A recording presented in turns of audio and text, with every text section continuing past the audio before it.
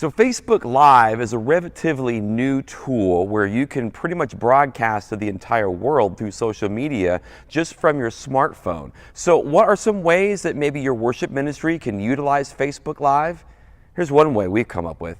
Hey, it's Dave Dolphin at practicalworshipblog.com, sharing ideas, tips, and practical advice for the everyday worship leader. And there is a tremendous amount of competition between Facebook and Periscope, Meerkat, not even YouTube getting into the live space where someone just presses a button on their smartphone and they're broadcasting live to everyone on social media. And at least right now, you might have noticed that when someone goes live, that goes right to the top of your feed. And that's because Facebook and others are really trying to promote that content. They really want people to go live on their platforms, and when you do, they heavily promote that content. So about a year ago, we thought we'd take advantage of this, and we started Facebook Living our Thursday night rehearsal. So how all this started is when Facebook Live was a pretty new thing, I was playing drums that particular weekend, and I thought, well, I'll just give people a unique perspective of the worship set from the drummer's perspective. I set up a stand right there in the drums, and hit live and went there. Well, that was fun, so I thought I'd try it again. But the next weekend,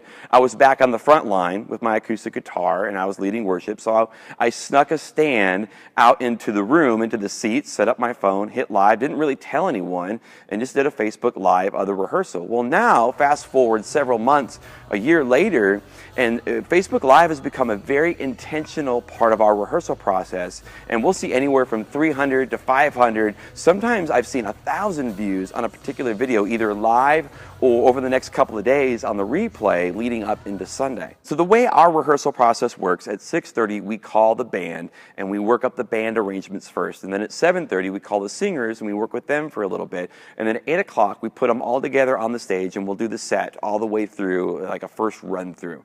And then after that we do what we call a final run through. By this time the mixes at front of house are pretty well dialed in, the lights are pretty well designed, the band and the singers are starting to really gel with the set. And it's this final run through that we broadcast live on Facebook. But at the beginning of the broadcast, we will actually talk directly to the camera and we will engage that audience, which is what makes live so much fun. We'll use this as an opportunity to say hi to people, to maybe talk about upcoming ways that you can get in plugged in with the ministry, or maybe an open house or a CD launch, or maybe highlight a particular volunteer, just fun stuff like that. All the while there is the guitar player or maybe the piano player playing softly underneath, kind of provides this nice little music bed.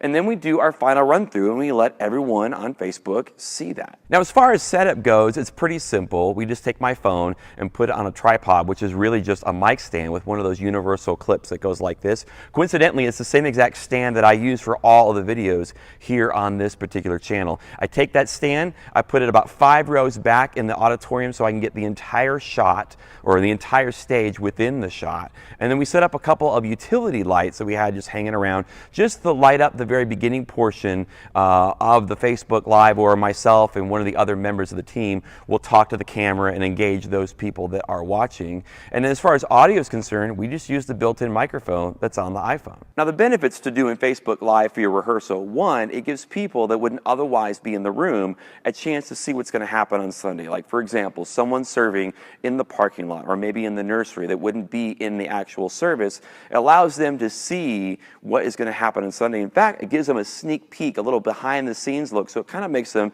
feel special because they get to see it and in a different way than most people are going to see it on Sunday morning.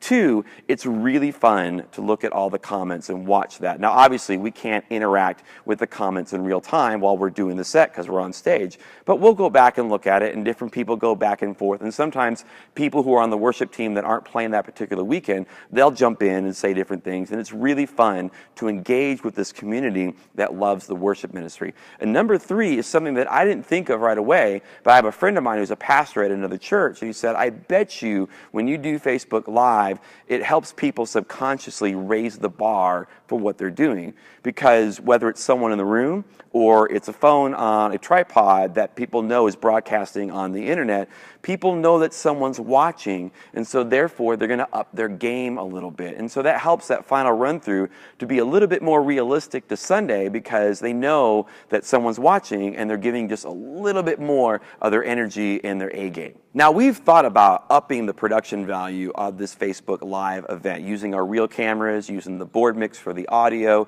putting lyrics on the screen so people could sing along. But I think the charm of Facebook Live is that it is what it is, and I think you can't overproduce a Facebook Live event, and so we just kind of let it be this low-tech thing. If someone's looking for polish, they can check out our live stream on Sunday morning, which is very much a polished, finished product. But there's something to be said about showing people a rougher side that doesn't have all the edges, you know, completely buffed out. It's behind the scenes. You're letting people in behind the curtain. You're engaging with that community in the chat. That's what I think makes Facebook Live, and this specifically, work. Well, here at Practical Worship, we love sharing ideas and tips and practical advice for the everyday worship leader with videos just like this one. And if you've made it this far, I'm assuming that you enjoyed this. If you haven't already, consider subscribing to the channel. We upload new videos every single Tuesday, and that way you're notified when new videos are uploaded to the channel every single week. And if you enjoy this, you might know someone else that might enjoy this video. Consider sharing the link out